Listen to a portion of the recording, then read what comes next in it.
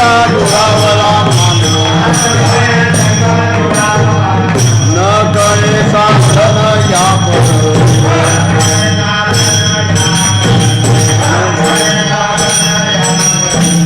गायनाचे फुले आपुलिया मनाच्या आनंदे आवडी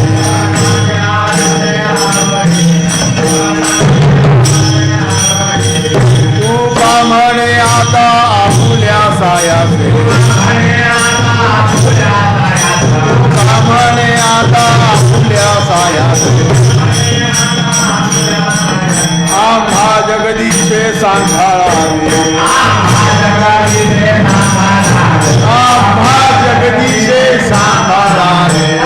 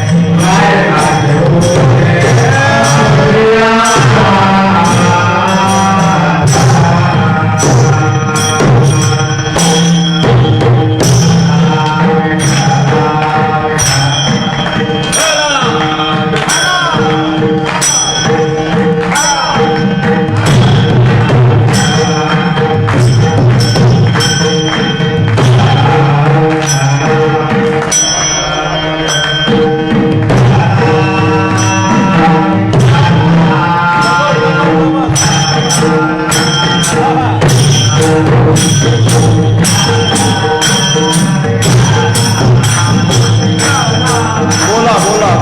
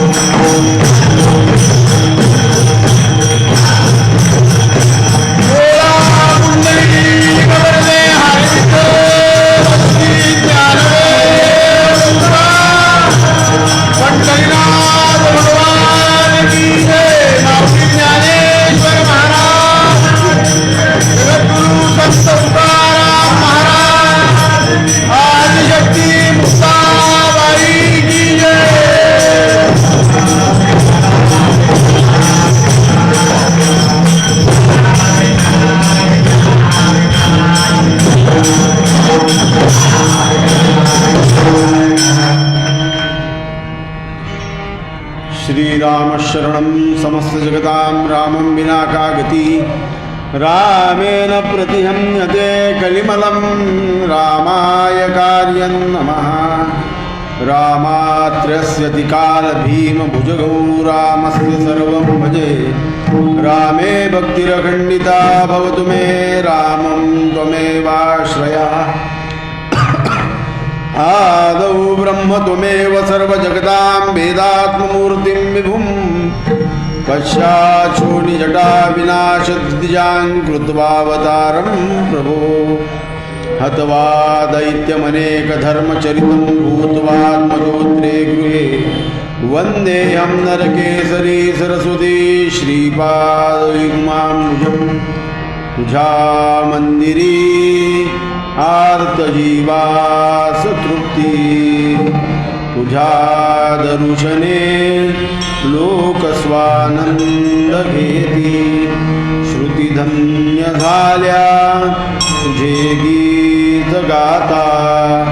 तुझ्या पायरीशी सदा नम्र माथा.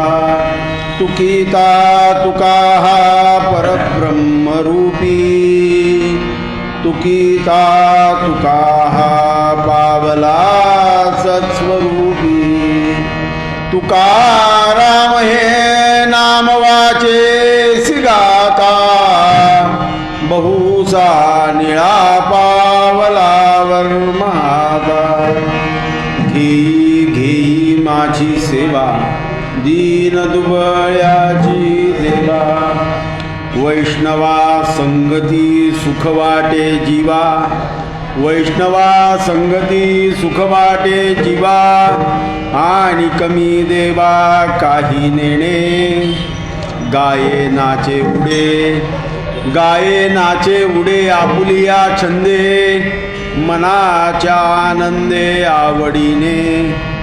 लाज भय शंका लाज भय शंका दुरावला मान. न कळे साधन या परते. गाये नाचे उडे आपुलिया छंदे. मनाच्या आनंदे आवडीने. तुका म्हणे आता आपुल्या सायासे. तुका म्हणे आता आपुल्या सायासे. आम्हा जगदीशे सांभाळावे. गाये नाचे उडे आपुलिया छंदे. मनाच्या आनंदे आवडीने ठाला विठ्ठला.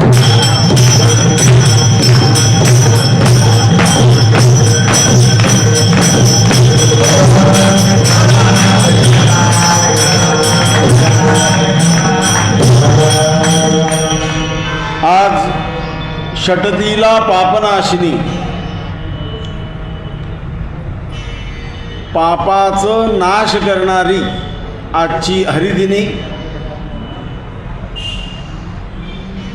आपल्याकडनं अनेक पाप मनुष्याच्या जीवनात घडत असतात. कळत न कळत.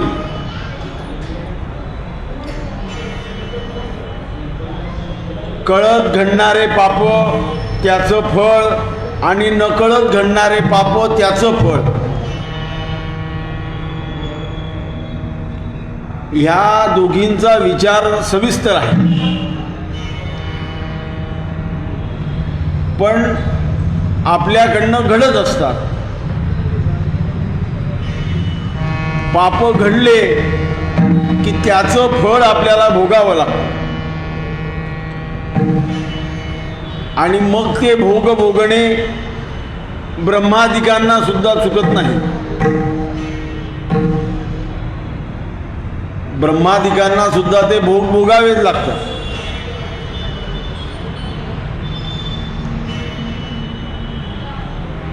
म्हणून कळत आणि नकळत झालेले पाप हे षटतीला पापनाशिनी या एकादशीने पाप नाहीसे होतात. प्रायश्चित्ताने सुद्धा पाप नाहीसे होतात. पण प्रायश्चित्त केल्यानंतर पुन्हा ते पाप केलं तर त्याचं पाप डबल लागतं.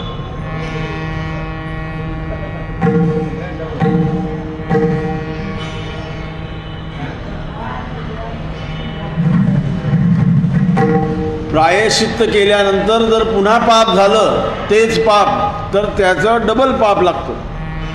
म्हणून आजची एकादशी पापनाशिनी, तशा सगळ्याच एकादशा पापनाशिनी आहे. म्हणजे आजचीच एकादशी केली तर पाप नाहीसं होतं आणि मागची एकादशी केली तर पाप नाहीसं होत नाही, अशातला विषय नाही. पण त्यातल्या त्यात षटतीला पापनाशिनी, आज आंघोळीच्या पाण्यामध्ये तीळ, प्यायच्या पाण्यामध्ये तीळ, हवनामध्ये तीळ, भोजनामध्ये तीळ, दानामध्ये तीळ, अशी 6 वेळा तीळ वापरायला आपल्याला सांगितले. षटतीला पापनाशिनी म्हणून ती तीळ काय करते तर आपले जे छोटे छोटे पाप झालेले असतात, जसं तुम्ही जांभूळ खाल्लं की पोटातला केस सुद्धा त्या जांभुळाच्या गुणधर्माने वितळून जातो, असं जांभुळाचं महत्व आहे. पोटात नकळत गेलेला केस जो असतो तो त्या जांभुळाच्या खाण्याने वितळून जातो, असा जांभुळाचा गुणधर्म आहे. म्हणून ही जे छोटे छोटे पाप झालेले असतात ते पाप नाहीसे करण्यासाठी आजची एकादशी. नुसती एकादशी केली, उपवास केला आणि भगवंताचं नामच नाही घेतलं तर ते षटतीला पापनाशिनी होणारच नाही. मग त्याबरोबर भगवंताचं नाम सुद्धा गरजेचं आहे. आणि भगवंताच्या नामापेक्षा काय गरजेचं आहे तर वैष्णवांची संगती. बहुतांच्या पाठांतरातला लगेच समजणारा असा अभंग महाराज ह्या अभंगामध्ये दोन्ही पद्धतीने जर आपण विचार केला तर आम्हा जगदीशा सांभाळावे, भगवंताला विनवणी केली की मला सांभाळ म्हणून विनवणीपर पण टाकता येईल. किंवा वैष्णवा संगती सुख वाटे जीवा म्हणून संतांच्या संगतीत मनुष्याला खरं सुख आहे. म्हणून संतांच्या संगतीचा महिमा महाराज सांगतात. असंही आपल्याला अशाही प्रकारे हा अभंग सोडवता येईल. विठ्ठला विठ्ठला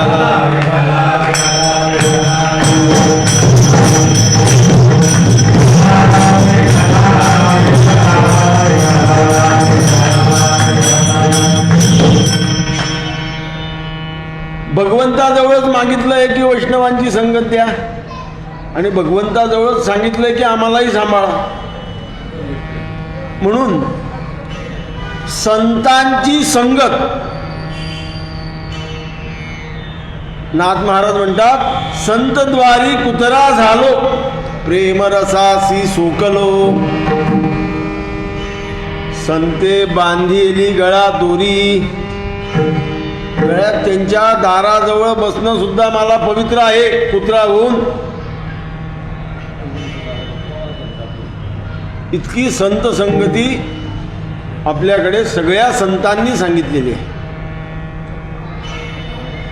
आपल्याकडे सगळ्या संतांनी संत संगतीचा महिमा सांगितला. काय सांगितलंय? सत्संगतीने तुटती कुबुद्धी, सत्संग झाल्या बहुसार सिद्धी. संत काय करतात? आपल्याला पारमार्थिक पण उपदेश करतात, सांसारिक पण उपदेश करतात आणि आपल्याला संकटातून बाहेर सुद्धा काढतात. उदासीन वृत्ती जेव्हा होते मनुष्याची तेव्हा सत्संगती धरावी. एक दृष्टांत सांगतो. एक शिष्य, एक साधक, शिष्य म्हणण्यापेक्षा एक साधक संसाराला बघून वय वर्ष 25 असलेला एका संतांकडे गेला. त्याच्या चेहऱ्यावर उदासीनता, म्लानता आच्छादलेली होती. ऐका सुंदर दृष्टांत. उदासीनता झालेली होती. त्याने संतांच्या पायावर डोकं ठेवलं, नमस्कार केला. संतांनी पाठीवर हात ठेवला. काय रे बाबा, चेहरा का उदास? काही नाही महाराज, माझं भाग्य कधी उजळणार? मी शिकलो, मला नोकरी नाही, माझं लग्न कधी होईल, माझा संसार कधी होईल, हा सगळा विवंचनात मला त्रास होतोय. बरं म्हणे, एक काम कर, तुझं भाग्य कधी उजळणार मी सांगतो. ही शेजारी नदी वाहते आहे, याच्यातून एक सारखे 100 गोटे घेऊन ये. त्याने 100 गोटे गोळा केले आणि महाराजांजवळ आणले. म्हणे, बा तुम्ही 100 दगडं सांगितले होते, सारखे सगळे 100 दगडं गोलाकारच आहे. जवळपास एक सारखा ह्या शब्दाला महत्त्व देऊन जवळपास सारखेच आहे. बरं म्हणे, आता एक काम कर, त्या तिथे एक लाकडाचा खांब आहे, त्या लाकडाच्या खांबापासून 50 पावलं दूर जा आणि तिथून मला आवाज दे. महाराज, माझं भाग्य कधी उजळणार याचा प्रश्न विचारलाय म्हणे मी. मला दगड काय करायला होता? अरे त्याचंच उत्तर देतोय. मग हे 100 दगड घे आणि त्या खांब्यापासून 50 पावलं लांब जा. म्हणून तो लांब गेला. त्याने खाली म्हणे, ठेव ते दगड खाली. आता एक एक दगड उचल आणि खांब्याला मार. जो दगड खांब्याला लागेल तेव्हा तू माझ्याकडे ये.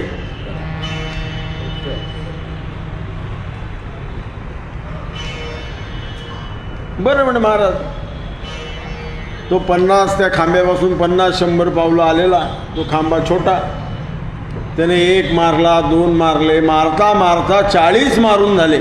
एकही दगड खांब्याला लागला. ते संत वैष्णव तिथं बसून पाहत होते.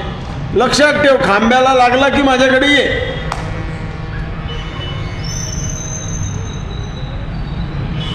मग 40 मारून झाले, एकही दगड लागला नाही, म्हणून तो खाली बसला. त्याने विचार केला, आता राहिले 60. म्हणून त्याने जरा चित्त एकाग्र केलं, कामात लक्ष घातलं आणि 40च्या पुढे 41 पासून मारायला सुरुवात केली. 41 पासून मारता मारता तो 90 पर्यंत आला, पण एकही दगड लागला.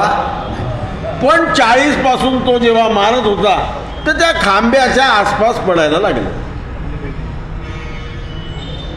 तो 90 झाल्यानंतर बसला. अरे बापरे, आता जर 10 लागले नाही तर आपलं काही खरं नाही, आपलं भाग्योदय होणार नाही. म्हणून त्याने 90 झाल्यानंतर पुन्हा बसला. शांत चित्त, एकाग्र चित्त केलं, भगवंताचं नामस्मरण सुरू केलं आणि 91वा मारला. तोही लागला नाही, तो जवळ पडला. 95 झाले, लागले नाही. आता 5च शिल्लक राहिले. तो अत्यंत कासावीस झाला. आता देवा, तुझ्याशिवाय मला कोणी नाही. म्हणून त्याने 95 मारलं, 96 मारलं, 97 मारलं, 98 मारलं, 99 मारलं, आणि आता शेवटचा दगड उरला. त्याने भगवंताचं स्मरण केलं, देवा आता जर नाही लागला तर माझं काही खरं नाही. मारल्याबरोबर तो लागला आणि तो ओरडत संतांकडे आला, म्हणजे महाराज 100वा दगड लागला. बैस खाली. तुझा 100वा दगड लागणार होता हे मला माहिती होतं, पण जर मी तुला सांगितलं असतं 100वा दगड लागणार आहे, तू 99 कशी फेकले असते? तुला जर समजलं असतं 100वा दगड लागणार आहे तर तू 99 कशी फेकले असते? म्हणून मी तुला सांगितलं नाही. याच्यातून काय बोध घेतला? तर तू 40 असे मारले, आपल्याकडे 100 आहे, 40 गेले तर काय फरक पडतो? म्हणून तू 40 जास्त विचार न करता मी सांगितले म्हणून मारायचे, म्हणून मारायला लागला. बरोबर म्हणे हो. मग 41 पासून तू जरा भानावर आला. 41 पासून तू भानावर आला आणि विचार करायला लागला की आता आपल्याला सजगतेने काम करायला पाहिजे. म्हणून तू 90 पर्यंत तसेच मारले विचारपूर्वक. म्हणून ते खांब्याच्या जवळ 91 पासून तुला भय झालं, चिंता वाढली, भयग्रस्तम जशग्रस्तम, की आता जर 10 मध्ये 1 पण नाही लागला. 95 पर्यंत तू घाबरल्याप्रमाणे मारले. 95 पासून तू भगवंताचं नाव घ्यायला लागला आणि 100वा काकुळतीने मारला की देवा आता तुझ्याशिवाय कोणी नाही. म्हणून तो 100वा लागला. आता याच्यातून बोध घे, शिक्षण घेतलं, सगळं घेतलं. आता छोट्या छोट्या गोष्टीमधून मेहनत करायला सुरुवात कर. मेहनत केली तर तुझा 100वा दगड म्हणजे तुझ्या आयुष्याच्या 45 नंतर तुला सुखायशाने, तुला सुख पैशाने प्राप्त व्हायला लागेल. विद्यार्थी खुश झाला. साधक त्याने पायावर डोकं ठेवलं आणि सांगितलं की मी आता मेहनतीला लागतो. माझा दृष्टांत संपला. मला सांगायचं एवढंच होतं की संत हे परमार्थातही मदत करतात, संसारातही मदत करतात. आपणास आपल्यावर आलेल्या संकटांचं क्षालन सुद्धा करतात. ठल विठ्ठल.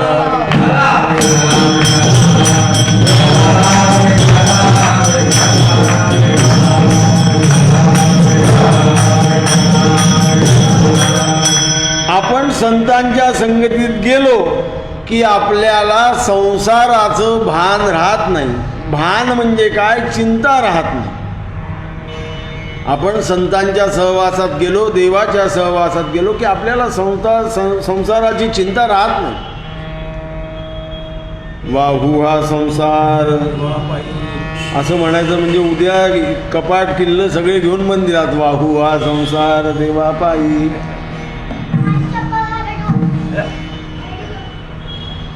वाहू हा संसार देवा पायी म्हणजे संसारामध्ये मी करता नाहीये. करता करविता परमात्मा आहे. तो जसं नाचवतो तसं मी नाचतोय. कारण संसारातल्या चिंता संपत असं आपण कितीही नाही मोठ्याने म्हटलं, आज चिंता नाही म्हणून आपण नाही मोठ्याने म्हणतो, पण उद्या आली की चिंता, मग ती काही खरी. बरं, ज्याला त्याला देव ज्याच्या त्याच्या विशिष्ट पद्धतीने चिंता देत असतो. बरं,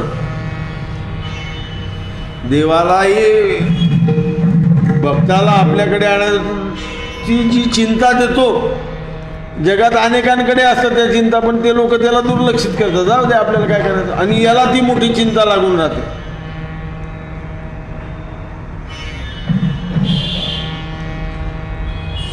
एखाद्याला जर समजा डायबिटीज झाला, तो झाल्याबरोबर साखर नाही खायची, नाही नाही नाही नाही काय कधी होईल, तो दर 8 दिवसाला रक्त चेक करतो. मग त्याला एक जण सांगतो, अरे मला पण 15 वर्ष झाले, जेव्हा देव श्वास बंद करणार आहे तेव्हा बंदच करणार आहे, तू काहीही चेक कर. एकाला डायबिटीस आहे म्हणून तो अतिशय चिंतातूर आहे, एकाला डायबिटीस आहे पण तो चिंतातूर नाही. मग त्याला विचारलं, का रे तू चिंता कसली करतो? काही नाही म्हणे भाऊ, पोरगा वागवत नाही. मग ज्याला डायबिटीस होती तो म्हणतो माझ्याही वागवत नाही, त्याच्यात काय चिंता करतो, मी एकटा राहतो मस्त. वा, याची चिंता त्याला मोठी, याची चिंता याला मोठी. ज्याची चिंता वेगवेगळी असते आणि ती सगळ्यांनाच असते एखाद वेळेस, पण एक जण तिला डोक्यावर धरतो, एक जण पायाखाली. म्हणून आपल्या स्वभावानुसार आपल्याला चिंता उत्पन्न होत असतात. मग ह्या वेळेस काय करावं तर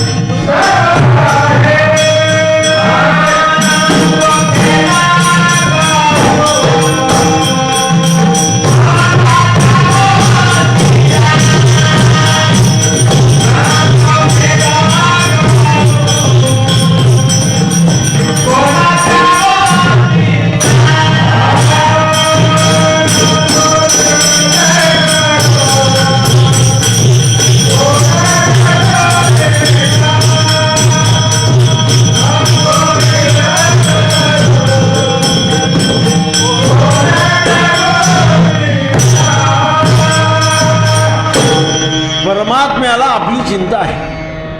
मग परमात्म्याला आपली चिंता केव्हा निर्माण होईल?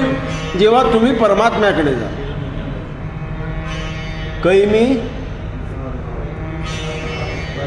जेव्हा आपण परमात्म्याकडे त्या आशेने जाऊ, कैमी उद्धार पावेन,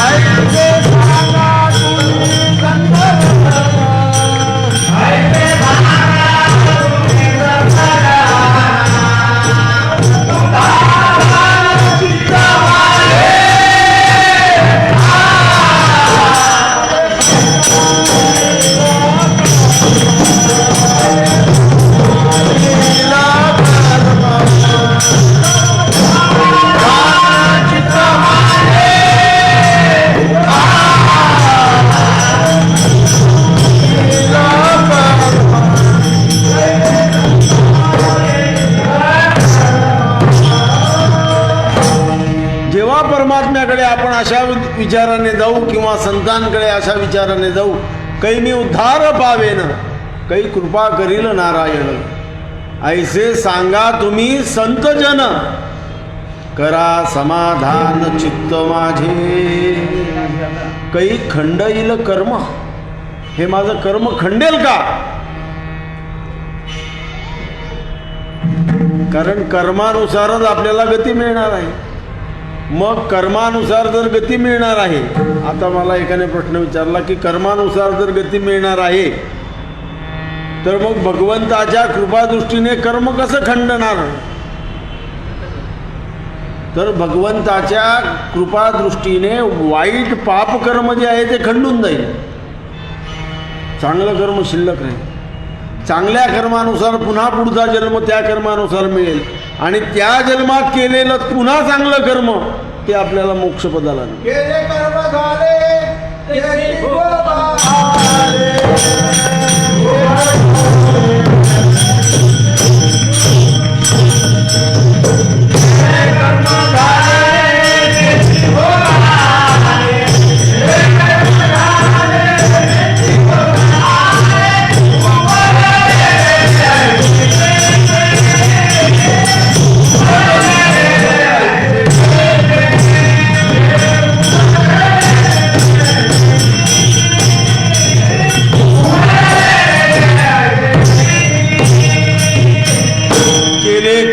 तेची भोगा आले.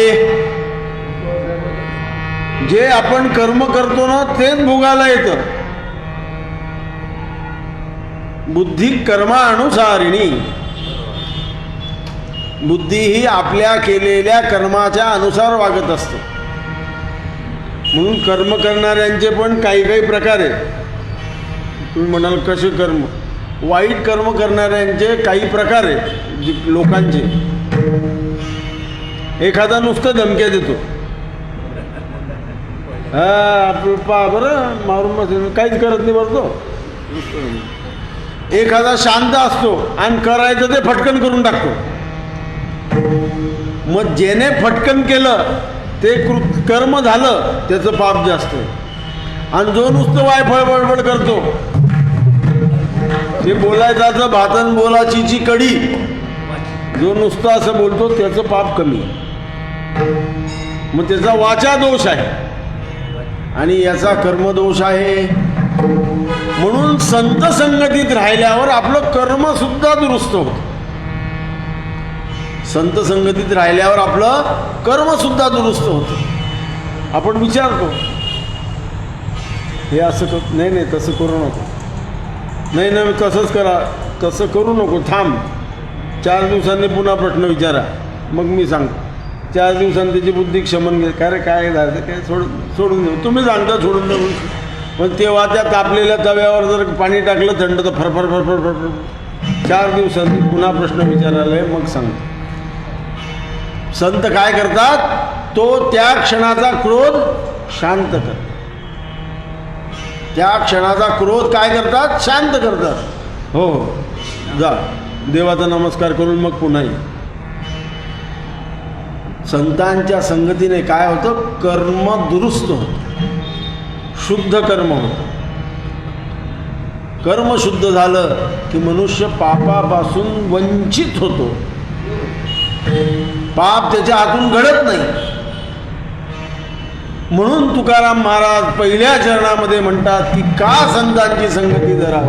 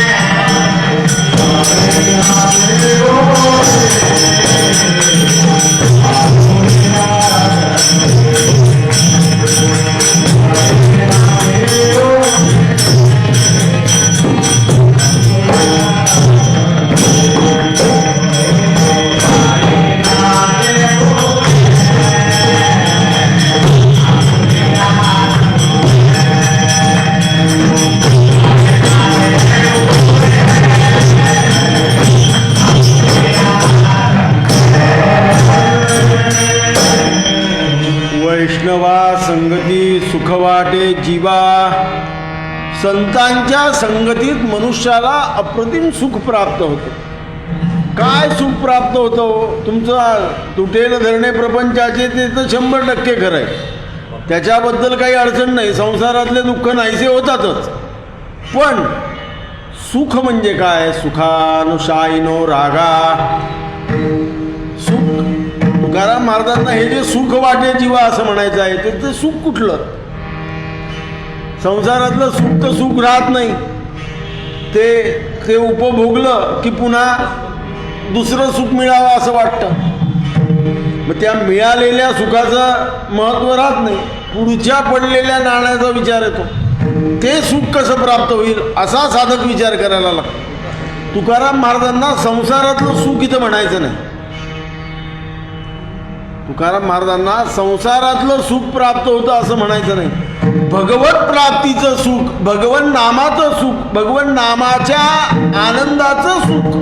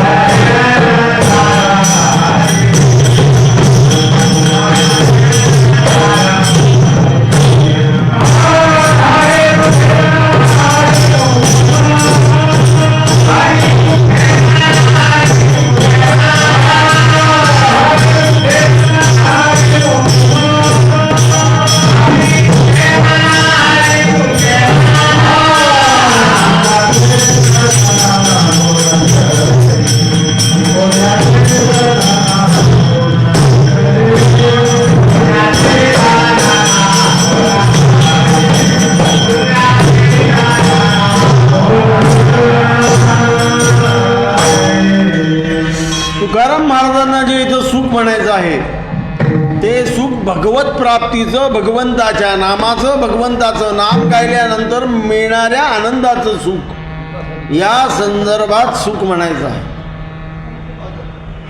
या संदर्भात सुख म्हणायचं आहे. काही संत आपल्याला कशातून सुख देतात तर भजनामधून, की तुम्ही भजन करा, भजनातून तुम्हाला सुख मिळेल. कारण प्रमाणे कलियुगा माझी करावे भजन,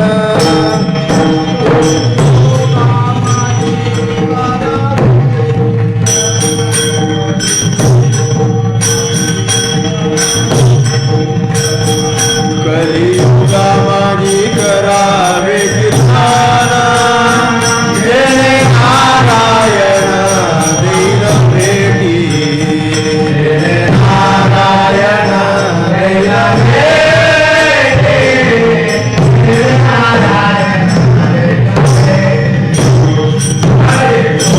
माझी करावे कीर्तन, जय नारायण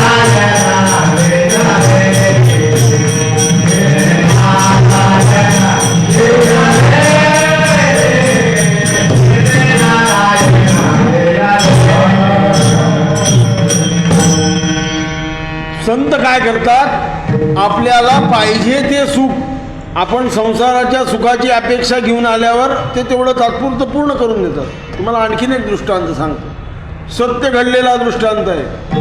आत्ताच्या काळात भारत आणि चीन युद्ध चालू होतं. भारत आणि चीन युद्ध चालू होतं. तेव्हा आता ज्या जगन्नाथपुरीचे शंकराचार्य जे आहेत त्यांचे गुरु स्वामी करपात्रीजी हे पीठासीन होते, ते शंकराचार्य होते. तेव्हा त्यांनी सगळ्यांना आज्ञा दिली की भारत चीन युद्ध चालू आहे, सगळ्या संतांनी धुमावती नावाच्या देवीचा प्रयोग करावा. दशमहाविद्यामधली देवी आहे धुमावती, म्हणून धुमावती देवीचा प्रयोग करण्यात आला. त्या काळामध्ये एक मी तुम्हाला दृष्टांत देतोय की ज्या सुखाची अपेक्षा आपण करून येतो ते सुख संत तात्काळ बरे करतात. त्या काळामध्ये भारताचे आदिल खा म्हणून अत्यंत श्रेष्ठ गायक होते.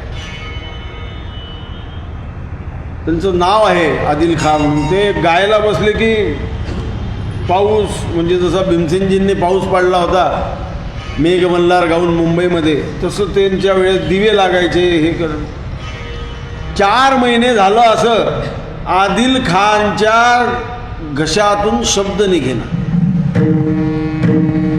घरी सुद्धा बोलता येईना. सगळे हाकीम झाले, वैद्य झाले, सगळं झालं. त्या काळचे 72 सालचे जे काही डॉक्टर होते मोठे मोठे ते सगळे झाले, काही तपास लागत नाही. मग ते शरणागत आले करपात्रीजींना, लांबून साष्टांग नमस्कार केला. काय येणं केलं, बोलता तर यायला पाहिजे. 4 महिने झाले गाता येत नाही. शेजारच्याने सांगितलं, खासाहेब रडतात की मला गाता येत नाही, बसा म्हणे 10 मिनिट. 10 मिनिटं बसवलं आणि करपात्रीजींनी 10 मिनिटांनी सांगितलं, आता तुम्ही दरबारी राग गा.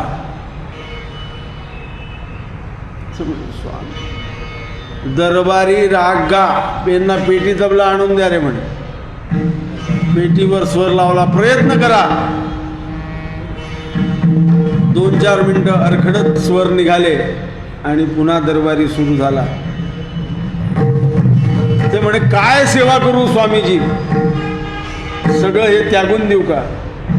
तुझ्याच जागेवर राहा, फक्त सत्यनिष्ठतेने गात राहा. ठला विठ्ठला विठ्ठला.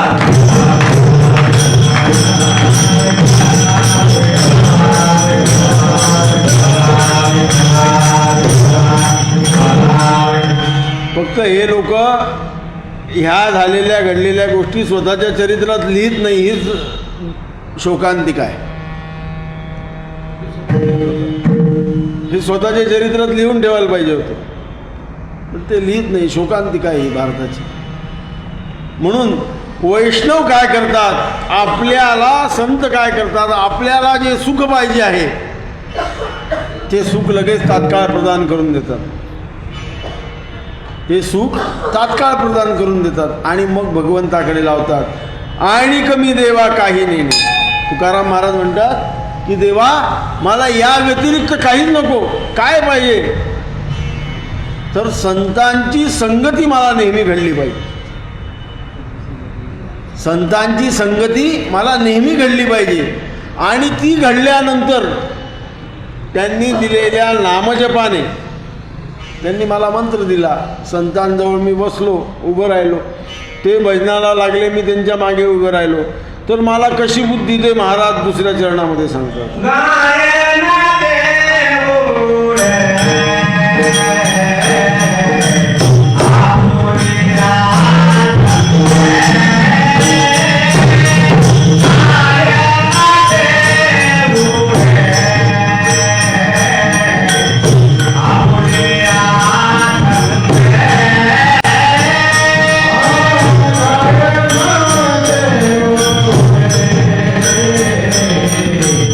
Oh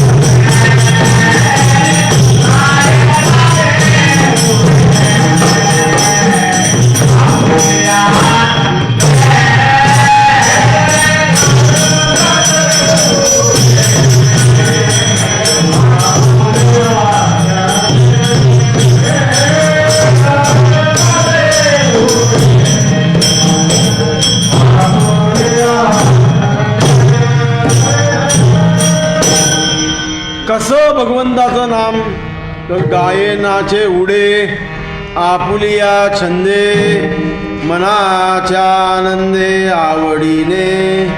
त्या छंदात मी रंगून गेलो पाहिजे.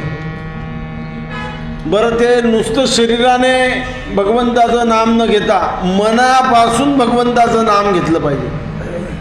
घेई घेई माझे वाचे गोड नाम विठोबाचे, किंवा गोविंद गोविंद मना लागली या छंद, मग गोविंद ती काया भेद नाही देवा तया.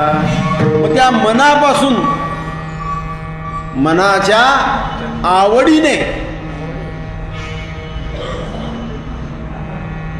मनात वाचिरे पूर्वसंचित केले, तया सारखे भोगणे प्राप्त झाले. मनात वाचिरे पूर्वसंचित केले, तया सारखे भोगणे प्राप्त झाले. मनाने केलेलं संचित असतं. मनाने मागच्या जन्मात गतजन्मात किंवा ह्या जन्मात केलेले कर्म असतात. मग ते कर्म आपल्याला परमात्म्याजवळ किंवा संतांजवळ येऊ देत नाही. मनात वाचिने पूर्वसंचित केले, तया सारखे भोगणे प्राप्त झाले. म्हणून ते कर्म चांगलं झालं की बुद्धी सुधारते, बुद्धी सुधारली की मन दुरुस्त होतं. मनात वाचिरे पूर्वसंचित केले. मग ते जर पूर्वसंचिताने मन घडतं, मग ते कर्म दुरुस्त झालं पाहिजे. कर्म दुरुस्त झालं की बुद्धी दुरुस्त होईल. बुद्धी चांगली झाली की मन चांगलं. म्हणून संत काय करतात, तर संत आपल्या कर्म दुरुस्तीवर जास्त भर देतात.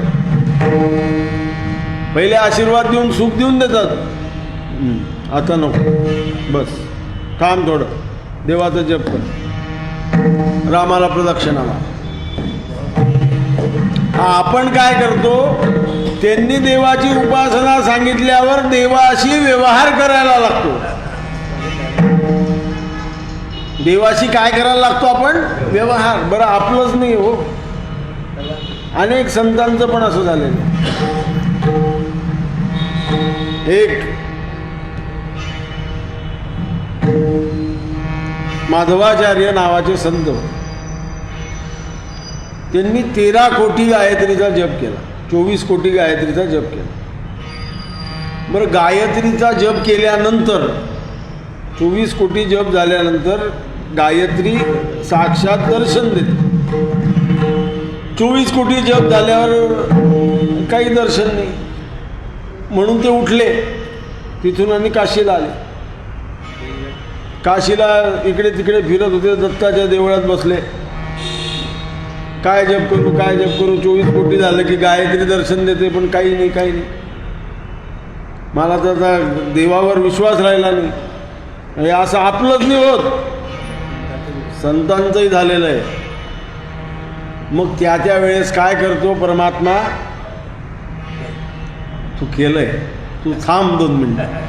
म्हणून एक तिथं काशीच्या घाटावर एक भिकारी बाई आली, काठी टेकली. अरे काय उदास दिसतो. बापरे, एका बाईने आपल्या चेहऱ्यावरची उदासी ओळखावी. काही नाही अम्मा, 24 कोटी गायत्रीचा जप केला पण देवीने दर्शन दिलं नाही.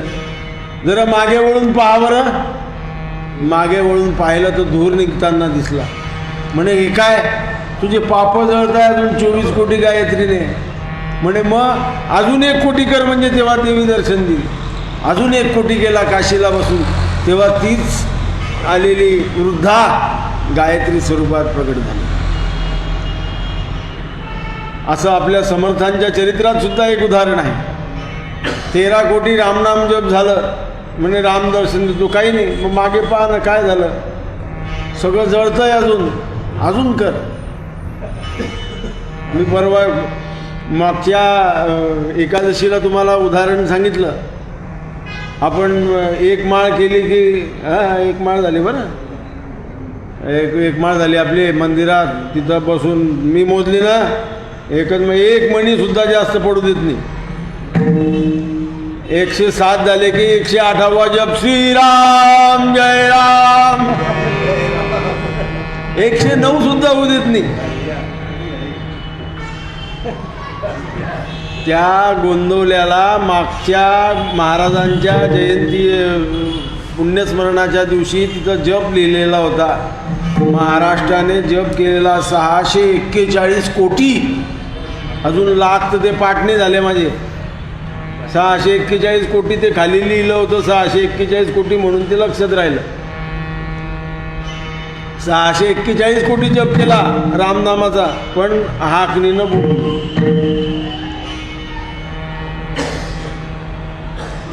आणि काय एकदम व्यवस्थित शांततेत जप झाला की शांततेत. अभिमानाचा स्पर्श नको. प्रारब्ध खोटे अभिमान आला, स्वामी समर्थासी वियोग झाला, तेणे बहुक्षिती वाटे मनासी, सर्वोत्तमा कै मज भेट देसी. आपल्याला देवाचं दर्शन नाही झालं की समजायचा अभिमान आलाय आज म्हणून देवाचं दर्शन नाही.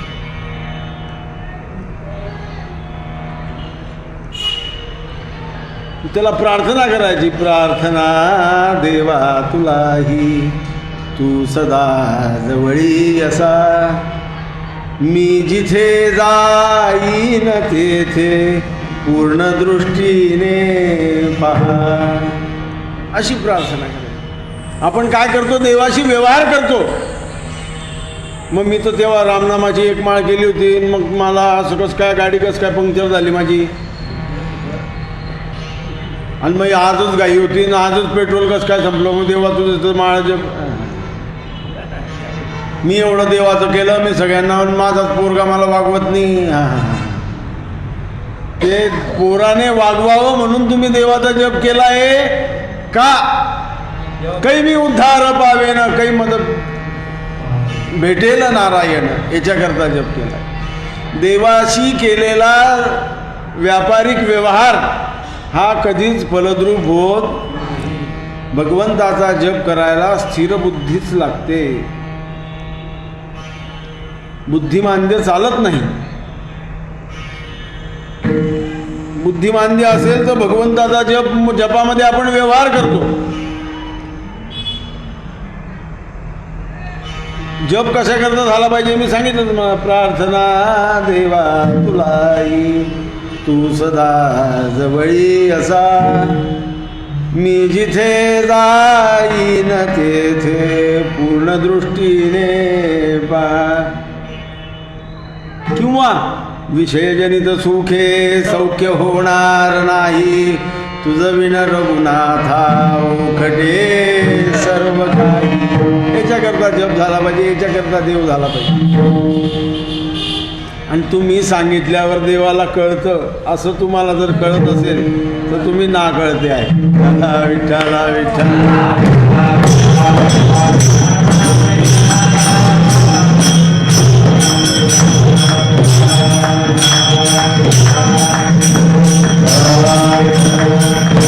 मग ते भगवंताचा जप कसा झाला पाहिजे. मग मी गातोय का नाचतोय का उडतोय, मनाच्या छंदाने मी भगवंताचं नाव देतो.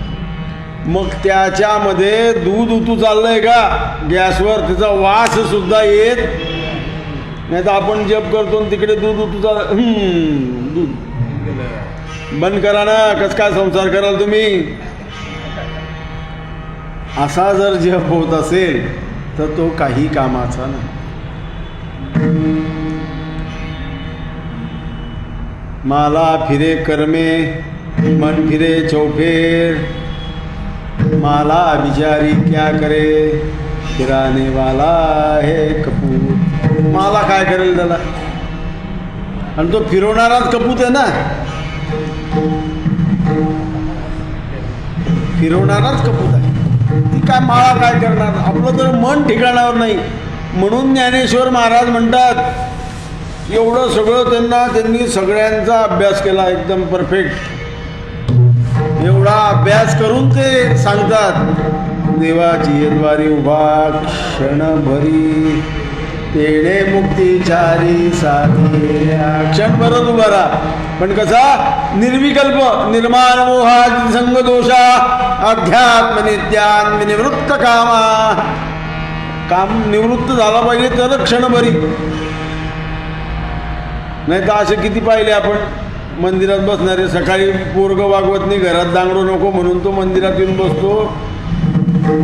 बरं बसतो, याच्या घरात एवढी भानगड असताना तो शेजारच्या म्हाताऱ्याला विचारतो, सून देते का बरोबर खायला? अरे तुझी देत नाही ते पहा ना.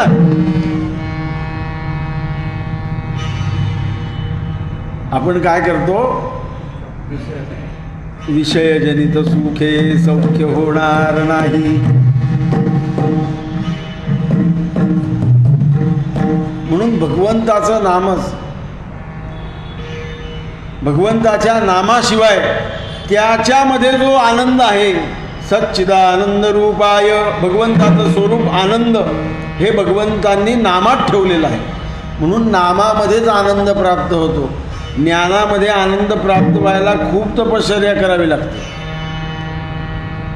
नामामध्ये तात्काळ आनंद प्राप्त होतो. ज्ञानामध्ये आनंद प्राप्त व्हायला त्याला अतिशय बैठकीचा माणूस लागतो.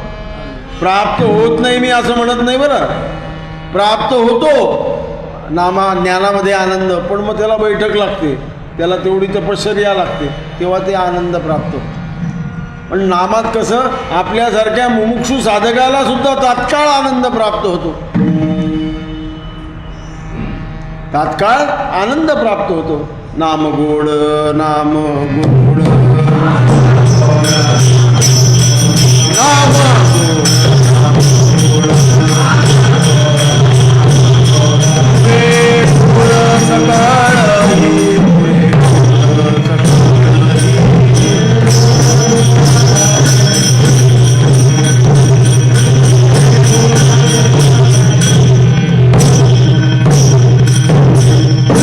सगळं आठवतं आपल्याला.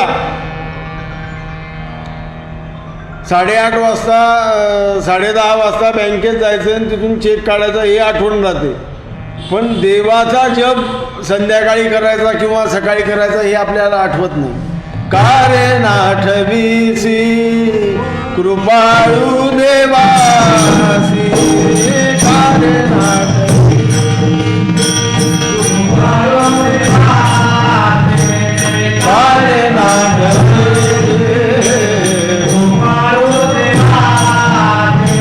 तुझी चिंता त्यासी सर्व आहे.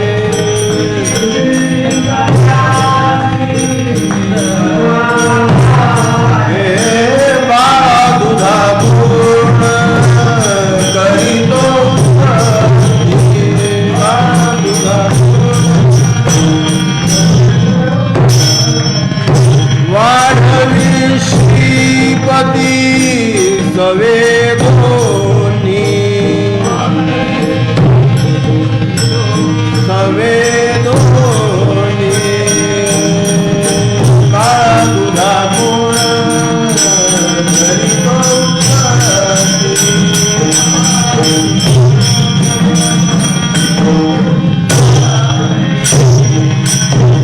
फुटती तरुवर, फुटती तरुवर उष्ण काळा माझी, जीवन तयासी घाली कोण.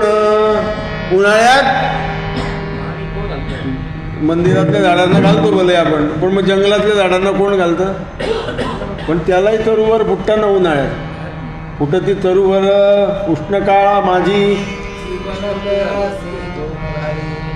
जीवन तयासी कोण घाले. पाणी कोण घालतं त्यांना? कोणी घालत नाही. पण त्यांची सुद्धा चिंता तो ठेवतो. तो एवढ्या सगळ्यांची चिंता ठेवतो ना आपण त्याची चिंता ठेवत नाही. की का रे नाठवीसी कृपाळू देवासी, तुझी चिंता त्यासी सर्व आहे. सगळी चिंता त्याला आहे, पण आपल्यालाच त्याची चिंता नाही. आपल्याला त्याची चिंता नाही. म्हणून त्या भगवंताच्या नामामध्ये कसं रंगलं पाहिजे तर गाये नाचे उडे आपुलिया छंदे, मनाच्या आनंदे आवडीने. मनाने बरेच लोक नाही आज मंदिरात नाही गेलेत बाजूचे बोलतील जाई हुआ, तसं नाही. मनाच्या आनंदे आवडीने, मनापासून भगवंत. नाही तर बलात्कारे आणिला कथेसी, जबरदस्ती एखाद्या शेजारची बाई घेऊन येते, चाल चांगला सांगतो बुवा, बलात्कारे आणिला कथेसी लोडे घेऊ निद्रा जेसी. लोडाला टेकतो तो खंबा पाहतो. मंदिरात मला बरेच जणांनी विचारलं खंबे का बरं असता, म्हटलं याच्याकरताच असता, टेकायला झोप घ्यायला. लोडे निद्रो खंबे का बरं असता, टेकायचं आणि झोप घ्यायचं. बलात्कारे आणिला कथेसी लोडे टेकोन निद्रा घेसी.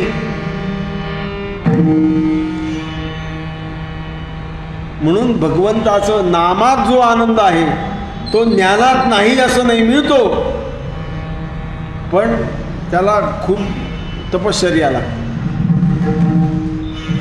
त्याला खूप तपश्चर्या लागते. नामात कसं लगेच नको आत्मज्ञान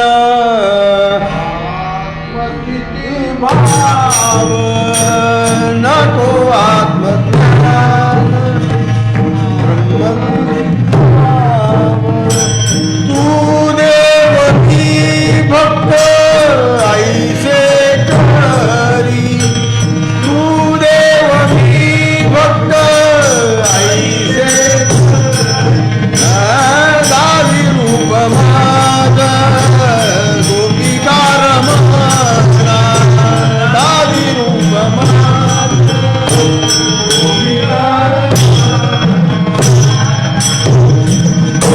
दावी रूप माझं गोपिका रमणा, तू देव मी भक्त ऐसे करी. जास्त काही नको, जास्त काहीच नको.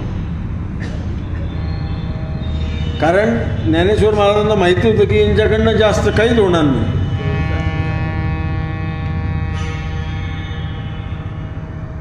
काही होत नाही जास्त. मला बरेच जण विचारतात की आजच कोणीतरी विचारलं म्हणे दादांची तब्येत कशी म्हणतो, म्हटलं अतिशय उत्तम. म्हणजे थकले का, म्हटलं बिलकुल नाही.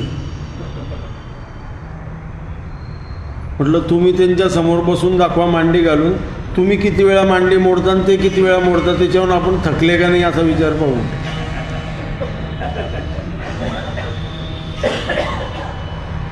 काय गरज आहे का काही, पण मग खोचक प्रश्न विचारून बरं आता आम्ही कसे तोंडावर फटकळ बोलणार आहे.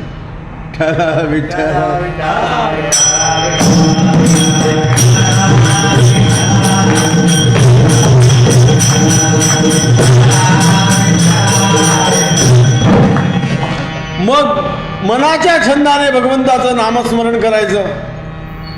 मग त्या स्थितीत भगवंताचं नामस्मरण नामस्मरण नामस्मरण करत गेलं की मग कसा आपला स्वभाव बनतो. लाज भय शंका दुरावला,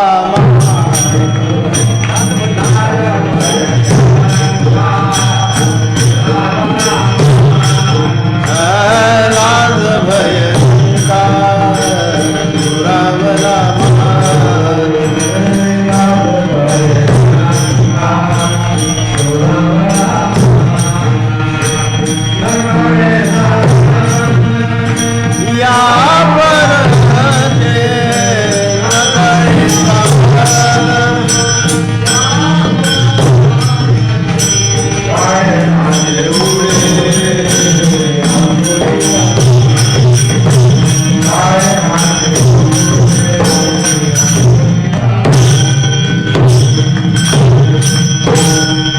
लाज भय शंका दुरावला मान, न कळे साधन या परते. मग आपल्याला लाज राहत नाही, शंका राहत नाही. आता तुम्ही म्हणाल लाज राहत नाही, मग कसं, असं कसं? लाज राहत नाही म्हणजे भगवंताचं नामस्मरण सुरू केलं की तो कुठे काय जागा आहे काय काहीच पाहत नाही. अहो येता जाता उठत बसता कार्य करिता, सदा देता घेता वदनी वदता ग्रास गिळता, घरी दारी शय्ये रथी सुखाचे अवसरी, समस्तांची त्यज्या समस्तांची लज्जा त्यजुनी भगवत चिंतन करी. मग तो भगवंताचं नामस्मरण करणारा मनुष्य काही लाज बाळगत नाही. तो आपली कुठे लग्न कार्यात जरी गेला तरी आपलं पळी भांडं वरती उचलतो, गच्चीवर जातो, केशवाय नमस्वाहा, नारायण नमस्वाहा माझं 3 अर्घ्य दिले, गायत्री जप केला की सूर्याला प्रदक्षिणा घातली. सप्तास्यासन परिधय श्री सप्तमीदा कृता हा देवानुयंतनवाना बुद्धम मृगम शुंभ, सूर्याला साष्टांग नमस्कार घालून की झालं ते. मग लाज भय चिंता दुरावला मान, मग भय पण राहत नाही. बरं, मी मागच्या एकादशीत सांगितलं की ज्या त्या व्यक्तीला ज्या त्या वया परत्वे वेगवेगळं भय निर्माण होत असतं. प्रत्येक व्यक्तीला आपल्या वयाच्या परत्वे वेगवेगळे भय निर्माण होत. शाळा शिकत असतो, 10वीपर्यंत 10वीचा निकाल पास होईल का नाही बाबा, पास, त्याला भय आलं का नाही कशाचं, 10वीचं. मग विद्यार्थी दशेत कशाचं भय असतं, अभ्यासाचं. अभ्यास जसा पूर्ण होतो भयाची जागा अभ्यास सोडतो आणि दुसरं घेतं काय, नोकरी लागेल का नाही, नोकरी लागेल का, नोकरी लागेल का, नोकरी लागली का नाही. नोकरी लागल्यानंतर भयाचं, नोकरीचं भय गेलं, तिसरं भय उत्पन्न होतं, बायको मिळेल का नाही, बायको मिळेल का नाही. मी वयापर्यंत तुम्हाला काय काय भय निर्माण होतं ते सांगतो. बायको झाली, मुलगा, पहिला मुलगाच पाहिजे, मुलगी होऊन गेली, मुलगा, मग मुलगा झाल्यानंतर दुसरी मुलगी पाहिजे, तिथंही मुलगा झाला नाही ना, मुलगी पाहिजे होती, लक्ष्मी झाली नाही, काय करू, मुलगा झाला सगळं, मग ते शिकतील का नाही. बरं, ते लहान असता 4वी 5वी पण तब्येत चांगली ठेव देवा बाळाची, रक्षा लाव, त्याने स्वतः कधीच लावलेली नसते. बरं, रामरक्षा आमच्या मंदिराच्या बादल्या रामरक्षेच्या अशा मुठा भरून भरूनच जातात सगळे, लाव रामरक्षा लाव. तब्येत, भयाची चिंता कुठे होती, पहिले अभ्यास, मग बायको नाही, मग नोकरी, मग बायको, आता मुलं झाल्यानंतर मुलांची तब्येत. मग तो जसा 10वीत गेला मुलगा, खरे पडतील का नाही, मला 80 पडले होते बरं, तुला 90 तरी पाहिजे, त्याच्या अभ्यासाची चिंता. मग डॉक्टरकीला जातो का इंजिनिअरिंगला जातो ती चिंता. त्याच्यानंतर त्या नातवाचं लग्न, अरे तुझे आजा गेला पंडा गेला बाप बसला गेला,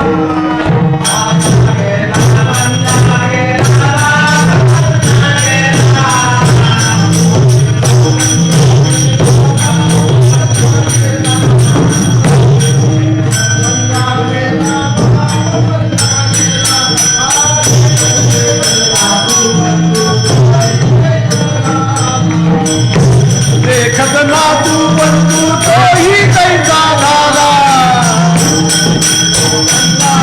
बाप बसला गेला.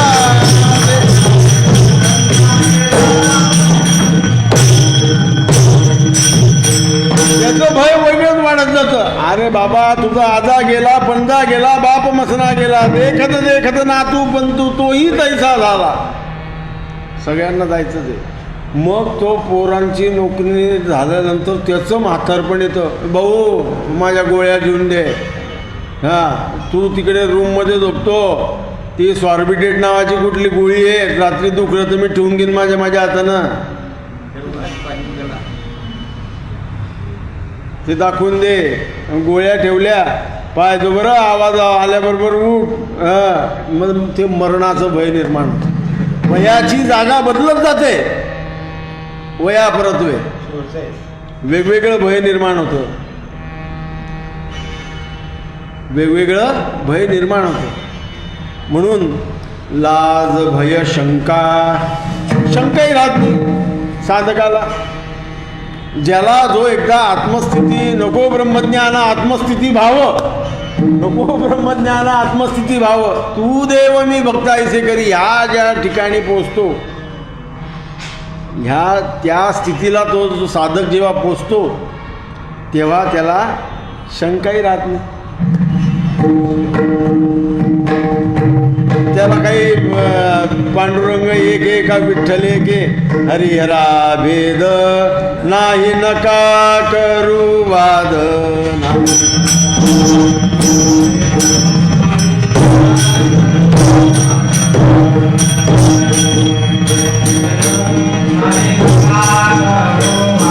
हरिहरा भेद नाही नका करू, आता त्याला शंकाही राहत नाही. तो त्या आत्मस्थिती भावाला पोचला, त्या भजनावर त्याचं, कीर्तनावर त्याचं प्रेम बसलं की ह्या कीर्तनाने मला परमात्मा प्राप्त होईल का अशी शंका राहत नाही त्याला. हो, उच्च स्थितीला पोचून जातो. दुरावला मान, त्याला माहिती कोणी अपमान जरी केला तरी ह्या देहाचा केला, हृदयस्थ परमात्मा माझा चिरंजीव माझ्या हृदयात बसलेला. दुरावला मान नकळे साधन या परते, म्हणून याच्या व्यतिरिक्त साधन मला काही कळत नाही. तुका म्हणे आता आपुल्या सायाचे, आम्हा जगदीशे सांभाळावे. तुकाराम महाराज म्हणतात याच्यापेक्षा काही जास्त करायची मला काही गरज वाटत नाही, म्हणून जगदीशा सांभाळ आता मला, जगदीशा सांभाळ. म्हणून हा भगवंताजवळ विनवणी केलेला किंवा संतांच्या संत महिमा सांगणारा अभंग तुकाराम महाराज म्हणतात की सगळं सोडून द्या त्याच्या पायावर, तोची निवारेल, तोच परमात्मा निवारेल. त्याला निवारायचं असेल तर निवारेल, नसेल निवारायचं तर नका निवार, नसेल निवारायचं तर नका. पण मग त्या परिस्थितीत तो साधक जो भगवन नामावर आणि संत संगतीने तयार झालेला असतो तो स्थितप्रज्ञ असतो. त्याची प्रज्ञा स्थिरावली, त्याची प्रज्ञा स्थिरावली. उत्तरंगात अगदी छोटीशी कथा आहे पण वेगळी आहे म्हणून सांगतो.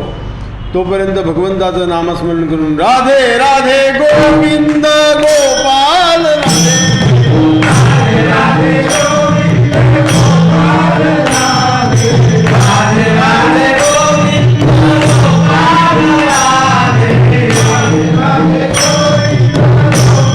राधे राधे राधे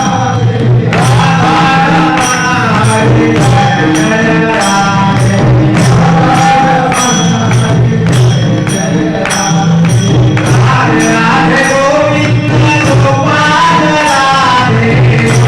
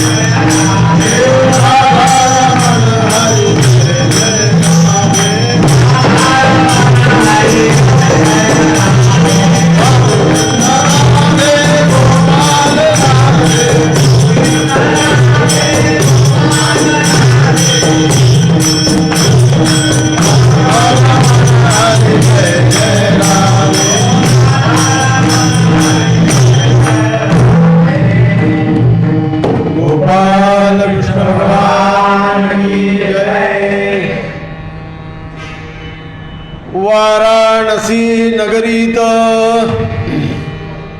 वाराणसी नगरीमध्ये होता वलिया एक नग्न. वाराणसी नगरीमध्ये अवलिया एक नग्न, भला मोठा देह, वजन असेल 400 किलो.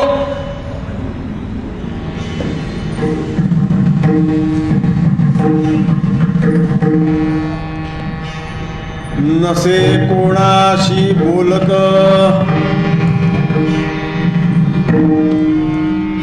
कोणाशी बोलताना त्यांना कोणी पाहिलं नाही. एकदा एका साधकाने प्रश्न विचारला, महाराज तुम्ही जन्म किती साली घेतला? खूप वेळा विचारल्यानंतर इसवी सन 200 मध्ये मी घेतला असे जन्म. इसवी सन 200 मध्ये. आणि प्रश्न विचारला गेला होता 1910 साली. एक परत संन्यासी आले, बाबा आपकी उम्र क्या है? ते हसले, तुला काय वाटते म्हणे माझी उम्र? म्हणे 40 वर्षाचाच. मी 30च वर्षाचा आहे म्हणे, इसवी सन 200 पासून. नसे अन्न खात, अन्न खात नव्हते. काय खायचं तर एखाद्याने दही आणून दिलं तर फक्त दही खायचं. लोकांना ते गंगेच्या आरतीच्या वेळेस गंगेच्या मध्ये मधोमध उभे असलेले दिसायचे. आरती झाल्यानंतर हरिश्चंद्र घाटावर उभे असलेले दिसायचे. सकाळी प्रारंभी 3 वाजता ते काशी विश्वेश्वराजवळ दिसायचे. कुठे राहायचे आणि कधी झोपायचे कोणीच पाहिलं. नामे तैलंगावधूतावलिया, नाव होतं तैलंगा. जन्म कुठे झाला, काय झाला, कोणालाही माहीत नाही.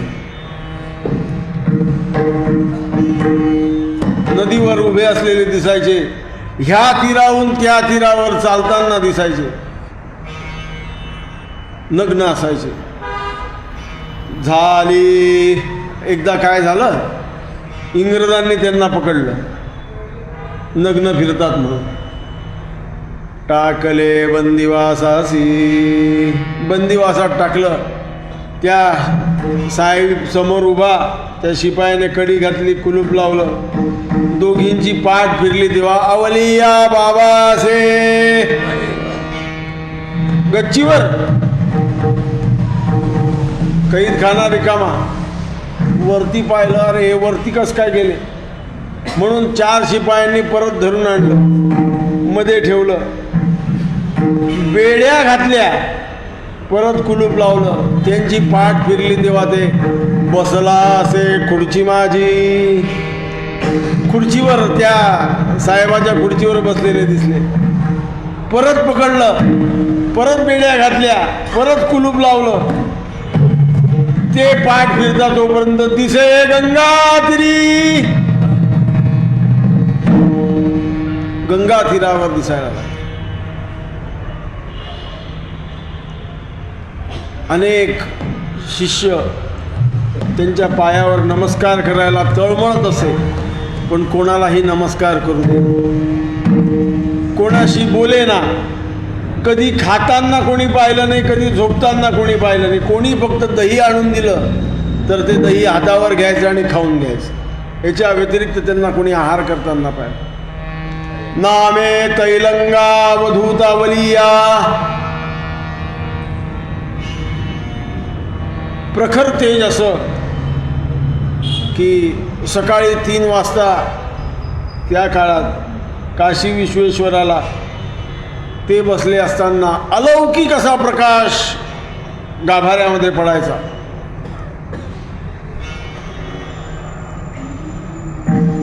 कधी दिसे हिमालयी, कधी हिमालयात दिसायचे, तक्षणी दिसे वाराणसी, पण सगळ्यात जास्त काळ त्यांनी वाराणसीमध्ये घातला.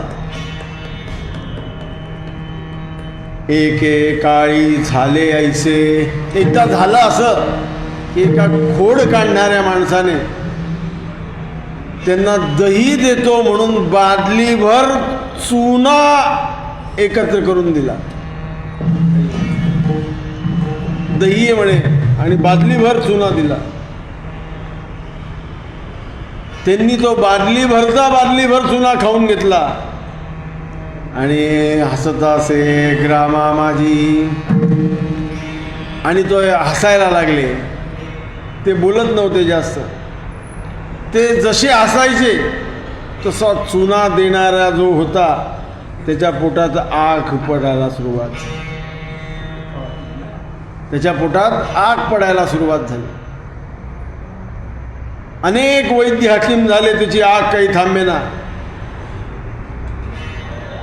सकाळी शौचाला जायचा तो, तेव्हा मल न पडता रक्त पडायचं. आणि तो अनेकांजवळ गेला, काशी विश्वेश्वराला पाणी घातलं, काही केल्या काही समजेना. एका संताजवळ गेला, महाराज माझ्या पोटात आग पडते, मी काहीच खात नाही. म्हणे काय केलं? तैलंगा स्वामींना मी चुना खाऊ घातला बातमी. याचं उत्तर आता त्यांच्याशिवाय कोणीच देऊ शकणार नाही. म्हणून साष्टांग प्रणिपात करत करत घाटाकडे आला. इथं दिसतील, तिथं दिसतील, तिथं दिसतील. काही गेल्या तेलंगा बाबा दिसेल. एकदा दिसले तर गंगेच्या मधोमध जाईल कोण? काठावर बसला, प्रार्थना करतोय बाबांची. आपण इतके कठोर कसे होऊ शकता? 4 दिवस निराहार ठेवलं त्याला बाबांनी. 4 दिवस गंगेच्या पाण्याजवळ उपवास करून तडफडतोय. जीव जायचा जाईना, जीव जाता जाईना. आपल्याकडे तुकाराम महाराजांचा दृष्टांत आहे. त्याच्या शरीराची आग व्हायला लागली तर ज्ञानेश्वर महाराजांकडे गेला. म्हणे तू काय तुकाराम महाराजांना त्रास दिला? म्हणे असं असं. त्याच्या पायाचं तीर्थ घेतल्याशिवाय तुझी आग शांत होणार. मंबाजी पायाचं तीर्थ घेतलं. तुकाराम तुकाराम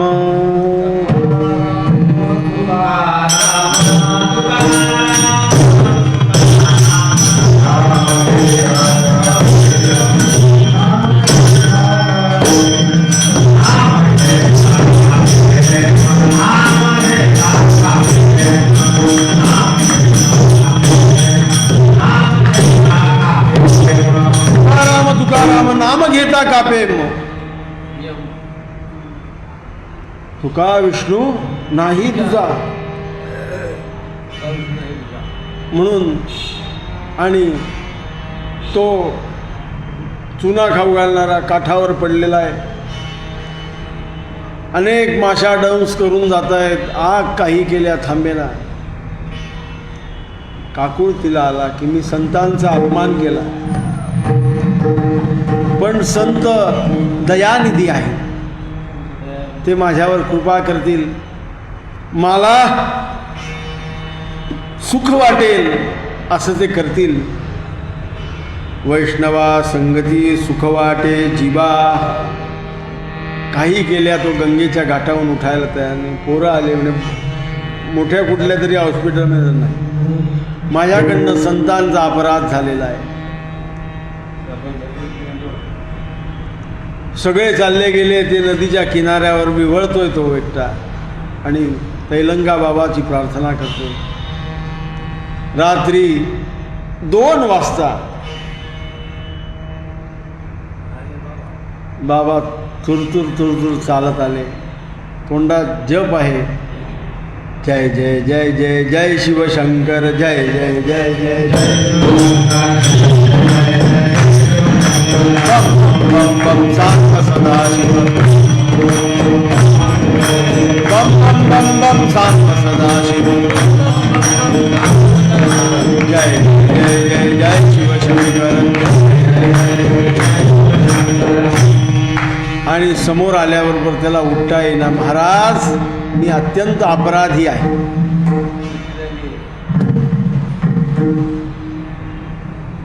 मी घोर पाप केलंय तुम्हाला चुना खाऊ घालून. एक तर ह्या जीवाला मुक्त करा, नाही तर ह्या जीवाला सुख वाटेल असं काहीतरी करा. म्हणून तेलंगा बाबांनी त्यांचा पाय उचलला आणि त्याच्या पोटावर ठेवला. पोटावर जसा पाय पडला तसा शरीराचा दाह समाप्त झाला. तो उठला, बाबांच्या पायावर नतमस्तक झाला. महाराज, कृपा करा म्हणे, नामस्मरण कर आणि तुला तो जगदीश्वर म्हणजे काशी विश्वनाथ तुला सांभाळेल. महाराज भैरवीत सांगतात.